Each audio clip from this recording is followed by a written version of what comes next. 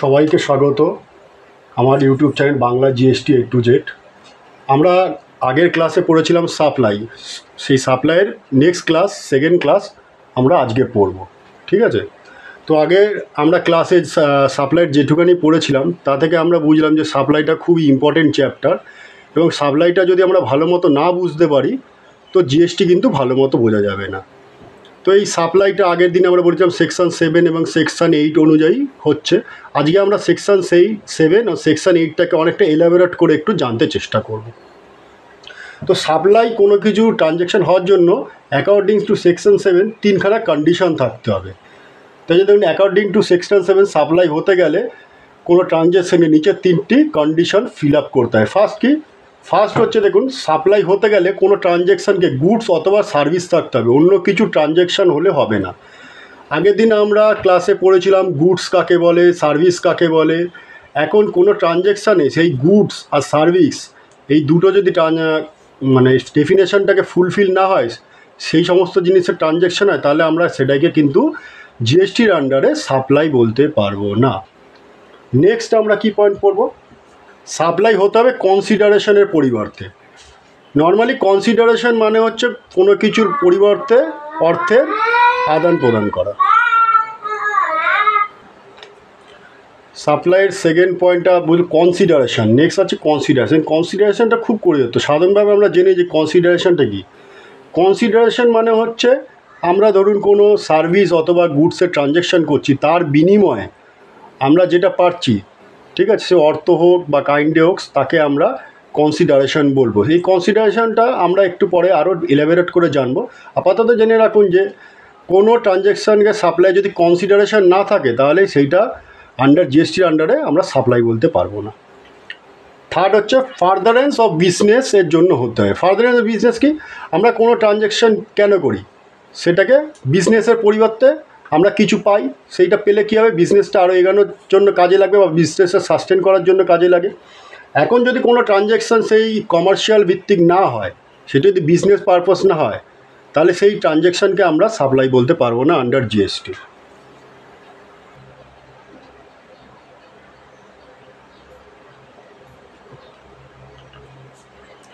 এখন আমরা সাপ্লাইটা একটা চার্টের মাধ্যমে বুঝবো এবং দেখব যে আর কী কী বৈশিষ্ট্য সাপ্লাই থাকতে পারে। দেখুন, সাপ্লাই আন্ডার জিএসটি এখানে দুভাগে ভাগ করা যায়। একটা হচ্ছে কী কী সাপ্লাইয়ের মধ্যে থাকবে আর কী কী থাকবে না, ঠিক আছে? কী কী থাকবে মধ্যে আমরা প্রথমেই যেটা বলেছিলাম এর আগেও, যে সাপ্লাই ফর কনসিডারেশান। কনসিডারেশান একটা খুব গুরুত্বপূর্ণ সাপ্লাইয়ের মধ্যে থাকতে হবে, কারণ যদি কনসিডারেশান না হয় সেটাকে আমরা সাপ্লাই বলতে পারবো না। এবং সাথে সাথে আমরা জানবো যে সেকশনগুলো, কারণ সেকশনগুলো মনে না রাখলে আপনার এক্সামে নাম্বার কমে যাবে। তাই যদি এছাড়া আপনারা যদি কনসালটেন্সি বিজনেস করতে চান, সেখানে যদি কোনো নোটিশ আসে বা কিছু আসে, অর্ডার আসে, সেগুলোর ক্ষেত্রে আপনাকে সেকশনগুলো জানতে হবে। তো এই যে আমরা চ্যাপ্টারটার সাথে সাথে সেকশনগুলো বলে দিচ্ছি, সেই সেকশনগুলো আপনারা নোট করে নিতে পারেন, অথবা কী করতে পারেন, একটু মেমোরাইজ করে রাখতে পারেন, যেরকম আপনাদের সুবিধা। তো ফার্স্ট এটা যে supply for consideration in course of furtherance of business under section 7 subsection 1 এবং শিডিউল এ। এটা আমরা বলেই দিয়েছিলাম যে কীভাবে আগে সেকশন, তারপর সাবসেকশন, তারপর শিডিউল, তারপর সাব শিডিউল হয়, ঠিক আছে? সেকেন্ড, আমরা যদি কোনো জিনিস ইম্পোর্ট করি মানে ভারতের বাইরে থেকে ভারতে ইম্পোর্ট করি, সেক্ষেত্রে কোনো সার্ভিসের যদি আমরা ইম্পোর্ট করি, সেক্ষেত্রে কনসিডারেশন হোক অথবা নাই হোক, সেটাকে আমরা সাপ্লাই বলতে পারি। এই যে ব্যতিক্রমটা, এটা আমরা কোন সেকশনে রেখেছি? সেকশন 7 সাবসেকশন 1 এবং শিডিউল বি, ঠিক আছে? এবং থার্ড হচ্ছে সাপ্লাই উইদাউট কনসিডারেশন। এবং কিছু কিছু ট্রানজ্যাকশান আছে সেখানে যদি কনসিডারেশান নাও থাকে, উইদাউট কনসিডারেশান, সেগুলোকেও আমরা সাপ্লাই বলবো। সেগুলো আরও আমরা ডিটেলটা পড়বো এরপরে। এই যে কোনো কনসিডারেশান ছাড়া যা সাপ্লাই হয়, সেগুলো কোন কাছে? Section 7 subsection 1 schedule C. এছাড়া এটা শিডিউল 1, শিডিউল মানে লিস্ট, সেই লিস্টটা আমরা পরে পড়বো যে কোন কোন শিডিউলে, এই শিডিউল 1-এর আন্ডারে কী কী আছে। এছাড়া এক্সক্লুডস কী আছে, এই যে সাপ্লাইয়ের আন্ডারে কোনগুলো না, একটা নেগেটিভ লিস্ট আছে যেগুলোকে আমরা সার্ভিস বলতে পারবো না, এই সাপ্লাই বলতে পারবো না, সেক্ষেত্রে ট্রানজ্যাকশান হচ্ছে, সেগুলো সেকশন 7 সাবসেকশন 2। এছাড়া শিডিউল 3-র মধ্যে যে লিস্ট দেওয়া আছে সেই সমস্ত ট্রানজ্যাকশানের, সেগুলো আমরা পরে ডিটেলডে পড়বো। এছাড়া কি বলছে, activities to be treated as supply of goods or supply service section 7 subsection 1 আর শিডিউল 2। বলছে কিছু কিছু অ্যাক্টিভিটিস আছে, ঠিক আছে, সেইগুলো গুডসের আর সার্ভিসের যাই হোক সেগুলোকে আমরা সাপ্লাই বলবো, ঠিক আছে।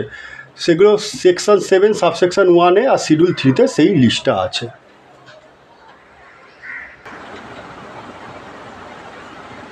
এখন আমরা প্রত্যেকটা সেকশনকে খুব ডিটেলে পড়ব এবং তার প্রত্যেকটা সেকশনের প্রতিটা পয়েন্ট জানবো। এবং দেখুন সেকশনগুলো এমনভাবে পড়ানো হবে যাতে আপনাদের মেমোরাইজ হয়ে যায়। তবু আপনারা যদি একবার পড়েও নেন তাহলে আমার মনে হয় কোনো এক্সামে বা কোনো কনসালটেন্সি যদি করেন কোনো অসুবিধা হবে না এই সেকশনগুলো সম্বন্ধে। আসুন আমরা ফার্স্ট সেকশন আমাদের সাপ্লাইয়ের সেকশন 7 সাবসেকশন 1 শিডিউল এ সম্বন্ধে জানি। এই শিডিউলে বলা হয়েছে যে supply should be considered in course of furtherance of business.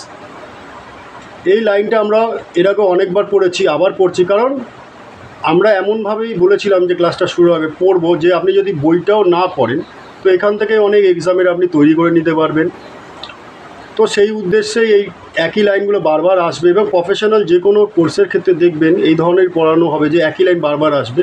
একটু বোরিং হলো, কিন্তু এই যে বারবার একই জিনিস পড়ানো হচ্ছে ঘুরিয়ে ফিরিয়ে, এগুলো আপনাদের অনেকটা মেমোরাইজ হয়ে যাবে এবং যখন আপনারা কোনো চাকরিতে ঢুকবেন বা কনসালটেন্সিতে বা এক্সামের ক্ষেত্রে দেখবেন তখন অনেক সুবিধা পাবেন।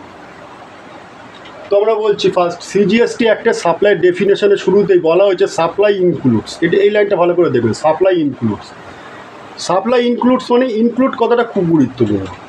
এই ইনক্লুডের মধ্যে গুডস অ্যান্ড সার্ভিস রাখা হয়েছে, যে গুডস এবং সার্ভিস যদি না থাকে সেগুলো আমরাকে সাপ্লাই বলবো না। এবং গুডস আর সার্ভিস জানবো একটু পরে, আরও ডিটেলে জানবো গুডস আর সার্ভিস কোনগুলোকে বলবো এবং কোনগুলোকে বলবো না, ঠিক আছে। তো ছকের মাধ্যমে একটা সামারাইজ আমরা দেখে নিই যে কোনগুলো আমরা সাপ্লাই বলবো। সাপ্লাই ইনক্লুডস কী আছে, প্রথমে হচ্ছে সেল, এইগুলোও ডিটেলটা পড়বো যে সেল, ট্রান্সফার, বার্টার এগুলো কাকে বলে এগুলো ডিটেলটা পড়বো। তা জেনে রাখুন না সাপ্লাই কোনগুলো থাকবে। সেল হলে সাপ্লাই থাকবে, ট্রান্সফার হলে সাপ্লাই থাকবে, বার্টার হলে ট্রান্সফার থাকবে, এক্সচেঞ্জ হলে ট্রান্সফার থাকবে, লাইসেন্স হলে ট্রান্সফার থাকবে, রেন্টাল হলে ট্রান্সফার থাকবে, লিজ হলে ট্রান্সফার থাকবে, আর গুডস অ্যান্ড সার্ভিসের ডিসপোজাল হলে ট্রান্সফার থাকবে, ঠিক আছে। ট্রান্সফার অবশ্যই হতে হবে ফর কনসিডারেশন নর্মাল ক্ষেত্রে। কিছু কিছু এক্সেপশন আছে, সেগুলো এক্সেপশনগুলো আমরা পরে বলবো এবং পড়ানোর পরে জানবেন যে কনসিডারেশন ছাড়াও কোনগুলো আপনারা জিএসটির আন্ডারে আসে।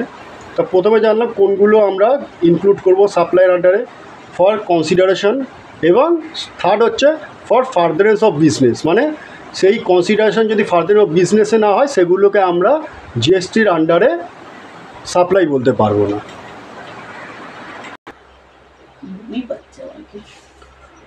তো এখন আমরা দেখব সাপ্লাইয়ের গুডস অ্যান্ড সার্ভিস কোনগুলো পড়বে। দেখুন গুডসের মধ্যে supply every kind of movable property excludes money and securities. মানে গুডস হতে গেলে আপনাকে প্রথমে হতে হবে সেগুলো মুভেবল হতে হবে, ঠিক আছে, আন্ডার জিএসটির আন্ডারে। তাহলে ফার্স্ট গুডসের শর্ত কি, সেটা মুভেবল হতে হবে, কিন্তু মানি আর সিকিউরিটিস ছাড়া। সেকেন্ড হচ্ছে অ্যাকশনেবল ক্লেম। অ্যাকশনেবল ক্লেম মানে ধরুন আপনি কাউকে কোনো গুডস সেল করেছেন কিন্তু সেই যে ডেটার আপনাকে পয়সা দিচ্ছে না, সেক্ষেত্রে আপনি ক্লেম করতে পারেন লিগালি। সেই লিগালি যে ক্লেমটা, সেই ক্লেমটাকে আমরা বলবো অ্যাকশনেবল ক্লেম। থার্ড দেখুন growing crops, glass and all thing attach to forming part of and which agreed to serve before supply. ধরুন আমরা এছাড়া কী বলতে পারি যেগুলো আমরা গুডসের আন্ডারে, কোনো মাঠে যে ধরুন শস্য উঠছে বা ঘাস উঠছে কিংবা জমির মধ্যে এবং জমি সংক্রান্ত যা কিছু আছে যদি সেটা এগ্রি করা থাকে যে সেটা কাউকে দিতে হবে, সেইটাকে আমরা গুডস বলবো জিএসটির আন্ডারে। এবং সার্ভিস কোনগুলো, এই যে গুডস ছাড়া যা কিছু আছে শুধু মানি অ্যান্ড সিকিউরিটিস ছাড়া সেগুলো সার্ভিস।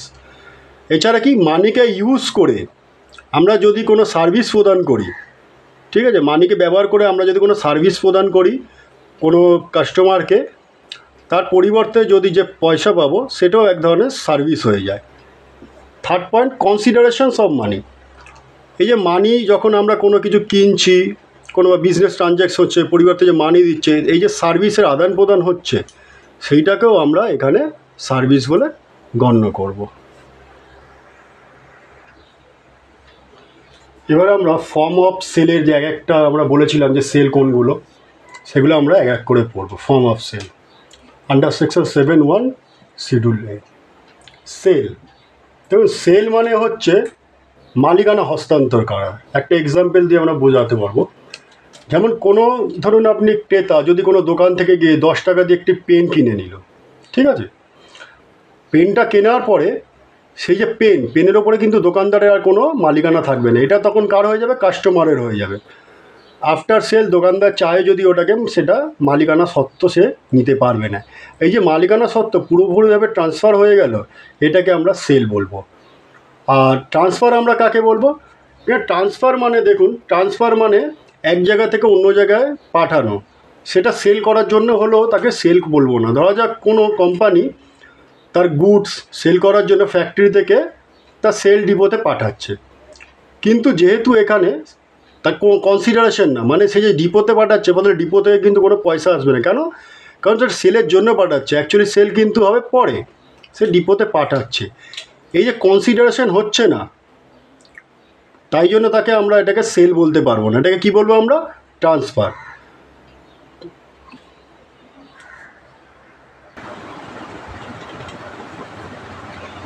সেকেন্ড আমরা পড়বো ফর্ম অফ সেলের বার্টার অ্যান্ড এক্সচেঞ্জ। ফার্স্ট হচ্ছে বার্টার। বার্টার মিনস হচ্ছে দেখুন কোনো গুডস অথবা সার্ভিসের এক্সচেঞ্জ। এটা আমরা একটা এক্সাম্পল দিয়ে বুঝবো যে কিরম এক্সচেঞ্জ করলে তাকে আমরা বার্টার বলবো। দেখুন একজন ডক্টর হেয়ার কাট করালো কোনো বারবারের থেকে, ঠিক আছে, পরিবর্তে সে বারবারকে দিল, বারবারকে বা বারবারে কোনো পরিবারকে হেলথ চেক আপ দিল। এখানে প্রত্যেকেই যে যা সার্ভিস প্রদান করেছে। বারবার যে হেয়ার কাট করালো, বারবার যে হেয়ার কাট করে দিল, পরিবর্তে ডক্টরের কাছ থেকে কোনো চার্জ করেনি, ডাক্তার সেটা ডাক্তারকে এমনিই করে দিয়েছে। পরিবর্তে ডাক্তার কি বললো যে আমি পয়সা দেবো না, আমি তোমার পরিবারে তোমাকে একটা হেলথ চেক আপ করে দিতে পারি। সে ডাক্তার করে দিল এবং বারবার দেখলো ঠিকই আছে, আমি ওনার হেয়ার কাট করে দিচ্ছি, বদলে উনি মেডিকেল চেক আপ করে দিল। এই যে সার্ভিসের বা কোনো ক্ষেত্রে গুডসের যে আদান প্রদান কোনো মনিটারি জিনিস ছাড়াই, এটাকে আমরা কি বলবো? বার্টার বলবো। এখন আমরা জানবো যে এক্সচেঞ্জ কাকে বলে। দেখুন এক্সচেঞ্জ মানে হলো কোনো গুডস অথবা সার্ভিস আমরা যখন কাউকে প্রদান করব, পরিবর্তে পার্টলি তাকে গুডস অথবা সার্ভিস দেওয়া এবং পার্টলি মনিটারি প্রদান করা। কীরকম? যেমন ধরুন কোনো একজন ক্রেতা একটা শোরুমে গেল এবং গিয়ে একটি কার কিনতে চাইলো, ঠিক আছে, ধরুন কারটির দাম 5 লাখ টাকা। এবং সে কী করলো, তার কাছে একটা ওল্ড কার ছিল যে কারটা সে এতদিন চালাতো। সে বলল শোরুমে গিয়ে, দেখুন এইটা রেখে দিন, কারণ এটা তো আমার কোনো কাজে লাগবে না, আমি নতুন একটা গাড়ি কিনছি। তো শোরুমওয়ালা দেখলো ভালো করে টেস্ট ড্রাইভ করে যে এটা দেখুন স্যার, এটার 1 লাখ টাকার বেশি আমরা দিতে পারবো না। তো ক্রেতা বললো ঠিক আছে, 1 লাখ টাকাই দিন এবং বাকি 4 লাখ টাকা আমি চেক পেমেন্ট করছি। তো এই যে কোনো ক্রেতা 1 লাখ টাকা দিল, তার ওল্ড 1 লাখ টাকার একটা কার দিল এবং 4 লাখ টাকা যে চেক দিল, টোটাল 5 লাখ টাকার সে যে গাড়ি নিল, তাহলে কী হলো? পার্টলি সে কী করলো, একটি গাড়ির বদলে একটি গাড়ি দিল যেটা মনিটারি ভ্যালু 1 লাখ টাকা, এবং কী করলো 4 লাখ টাকা সে মনিটারি চেক প্রদান করলো। এই দু রকম মিক্স প্রদান করা, এটাকেই আমরা বলবো এক্সচেঞ্জ। নেক্সট আমরা পড়ব licence, lease, rental and disposal. Licence আমরা কাকে বলবো? দেখুন লাইসেন্স মানে বলছে যে লিগাল অথরিটি নেওয়া কোনো বিজনেস বা প্রফেশন শুরু করার জন্য রিলেভেন্ট অথরিটি থেকে। ধরুন আমরা কোনো বিজনেস শুরু করতে চাই, ঠিক আছে, বা কোনো প্রফেশন শুরু করতে চাই, তার জন্য আমাদের একটা পারমিশনের দরকার হয় এবং সেটা যার তার থেকে না, কোনো রিলেভেন্ট অথরিটির থেকেই। আমরা ধরুন কোনো ব্যবসা শুরু করতে চাই, তো আমাদের কী লাগে? ট্রেড লাইসেন্স লাগে, ঠিক আছে, তাছাড়া প্রফেশনাল যে সার্টিফিকেট লাগে প্রফেশন ট্যাক্সের, বা কোনো ধরুন আপনি মেডিকেল প্র্যাকটিস করতে চান বা কোনো ট্যাক্সেশন প্র্যাকটিস করতে চান বা কোনো সিএ ফার্ম খুলতে চান, সব ক্ষেত্রেই দেখুন একটা লাইসেন্স লাগে। এই যে লাইসেন্স, এই লাইসেন্সটা রিলেভেন্ট অথরিটির থেকেই নিতে হয়। তো এইটা খুব গুরুত্বপূর্ণ একটা জিনিস। লাইসেন্স কাকে বলে এটা জানা খুব গুরুত্বপূর্ণ। সেকেন্ড আমাদের লিজ। লিজ আমরা কোনটাকে বলবো? দেখুন লিজ মানে হচ্ছে কোনো সার্টেন পিরিয়ডের জন্য আমরা কোনো কিছু মালিকানা কিনে নেওয়া। এটা কীরকম? একটা উদাহরণ দিই, যেমন কোনো ধরুন বিজনেস আমরা শুরু করলাম, শুরু করার জন্য কী দরকার? একটা আমাদের কোনো বিল্ডিং দরকার যেখানে অফিস হবে, ঠিক আছে, কোনো ধরুন বড় কোনো কোম্পানি শুরু করলো, তাদের ক্ষেত্রে অনেকটা বড় বিল্ডিং দরকার। সে কোনো কোম্পানি, ধরুন মাল্টিন্যাশনাল কোনো কোম্পানি, বড় কোম্পানিটা শুরু করলো, সে কী করলো, একটা বিল্ডিং কিনে নিল 50 ইয়ার্সের জন্য লিজে। তখন কিন্তু এই যে লিজে নিয়ে নেওয়া, এটা মানে মালিকানা নিয়ে নেওয়া, 50 ইয়ার্স অবধি বিল্ডিংটার সম্পূর্ণ দায়িত্ব যে কোম্পানি কিনে নেবে, তার মেনটেনেন্স, তার রেন্ট, তার যাবতীয় কিছু। সেখানে যে লিজে দেবে তার আর কোনো দায়িত্ব নেই 50 ইয়ার্স পর্যন্ত। সে আর কোনো কিছু চার্জ করতে পারবে না যে এইটা খারাপ হয়ে গেছে বইটা, তার আর কোনো মালিকানাই থাকবে না 50 ইয়ার্স অবধি। টোটাল মালিকানা কাদের থাকবে, যে কোম্পানি সেটাকে নেবে, এটাকে বলে লিজ। এবার আমরা বলবো রেন্ট। রেন্ট বলতে আমরা কী হচ্ছে, রেন্ট মানে হচ্ছে কিছু শর্ট পিরিয়ডের জন্য আমরা যদি কোনো কিছু ইউজ করতে চাই তাকে আমরা রেন্ট বলবো। ধরুন মান্থলি কোনো কিছু রেন্ট নিলাম, কোনো মেশিনারি মান্থলি রেন্ট, আমাদের খুব দরকার, কম দরকার আছে কিছু প্রোডাকশানের জন্য, কিন্তু আমরা সেই মেশিনটা কিনতে চাই না, কারণ আমাদের খুব কমই ওই মেশিনে জিনিস তৈরি হবে। তখন আমরা কী করি, কোনো বাজার থেকে মান্থলি রেন্টে কোনো মেশিনারি আমরা রেন্টে নিতে পারি এবং কাজ হয়ে যাওয়ার পরে যাদের থেকে রেন্ট নিয়েছে তাকে ফেরত দিতে পারি। এই ক্ষেত্রে জিএসটিতে রেন্টটা ব্যবহৃত হয়। ডিসপোজাল মানে কি, ডিসপোজাল হচ্ছে ডিসপোজাল মিনস কোনো জিনিসের যদি ডিসপোজিশন ঘটে, মানে ধরুন জিনিসটা এইখানে আছে, আমি এই পয়েন্টে নিয়ে যাই, সেটাকে আমরা ডিসপোজাল বলবো। একই জায়গায় যদি জিনিসটা থাকে তাকে আমরা ডিসপোজাল বলবো না। ডিসপোজালের আন্ডারে কোনগুলো আছে, সেল আসতে পারে, কোনো কিছু জিনিস ইউজ হয়ে যেতে পারে, কনজামশন হতে পারে, মুভিং হতে পারে, মুভিং অ্যাওয়ে হতে পারে। তো এই যে ডিসপোজাল মানে সেটা কনজামশন করে নিতে পারি, এইটা বোঝানো হচ্ছে, ঠিক আছে। এবং এই দেখুন জিএসটিতে এই যে আমরা পড়ালাম লাইসেন্স, লিজ, রেন্টাল, এইগুলো যদি কোনো রাইট টু ইউজ মানে ব্যবহার যদি ইউজ রাইট আমরা পেয়েও যাই অথবা না পাই, দুটোতেই আমরা জিএসটির সাপ্লাইয়ের আন্ডারে রাখবো, ঠিক আছে। আর এই সমস্ত যে ট্রানজ্যাকশান যেগুলো আমরা রাইট পাচ্ছি না, সেই সমস্ত ট্রানজ্যাকশানগুলো কী করে জিএসটিতে স্পেশালি ট্রিটেড করে দেওয়া হয়েছে সাপ্লাই হিসাবে শিডিউল 2-তে। শিডিউল 2 আমরা যখন আলোচনা করব, এটা আরও আমরা ব্যাপকভাবে বা বিস্তারিতভাবে আপনাদের আরও বলবো। নেক্সট আমরা বলবো কনসিডারেশন। কনসিডারেশন কি, কারণ কনসিডারেশনের সিম্পল বাংলা মানে হলো পেমেন্ট, কিন্তু জিএসটিতে কনসিডারেশন সবসময় যে মনিটারি হবে এমন কোনো কথা নয়। জিএসটিতে কনসিডারেশন মনিটারি হতে পারে এবং কাইন্ডও হতে পারে। জিএসটিতে পেমেন্ট সবসময় দেখুন গুডস এবং সার্ভিস যে রিসিভ করবে এমন কথাও নয়, কোনো থার্ড পার্টিও পেমেন্ট দিতে পারে। কিন্তু যদি সাপ্লায়ার মানে যে গুডস অথবা সার্ভিস প্রোভাইড করবে সেকেন্ড পার্টিকে, সেই পার্টির পরিবর্তে অন্য কোনো পার্টিও যদি যে সাপ্লাই গুড রিসিভ করেছে তার ওই পেমেন্ট করে, সেটাকেও এখানে আমরা কনসিডারেশন হিসাবে ধরতে পারবো। কিন্তু সেক্ষেত্রে একটা শর্ত আছে। শর্ত এটা কি, ধরুন কোনো থার্ড পার্টি পেমেন্ট করে দিল এবং যে সাপ্লায়ার সে জানলো না যে কোন পার্টির জন্য পেমেন্ট করলো, তাই জন্য সে অ্যাকাউন্টসে কী করলো, যাকে সে supply goods and service, goods অথবা সার্ভিস সাপ্লাই করেছিল তার নামে জমা করলো না অ্যাকাউন্টসে, তাহলে সেক্ষেত্রে সেটা আমরা কনসিডার হিসেবে ধরতে পারবো না। কিন্তু এরকম অনেক রিয়েল ওয়ার্ল্ড ফিল্ড এরকম অনেক আছে যে আমরা যখন আমরা অ্যাকাউন্টস করবো জিএসটিতে, তখন আমরা দেখব, ধরুন আমার নাম সুনীল, আমি একজন প্রোভাইডার, সার্ভিস অথবা গুডস প্রোভাইডার, আমি বিমলকে প্রোভাইড করেছি, সার্ভিস অথবা গুডস প্রোভাইড করেছি। এখন বিমলের হয়ে তার এজেন্ট কমল আমাকে পেমেন্ট করেছে, ঠিক আছে।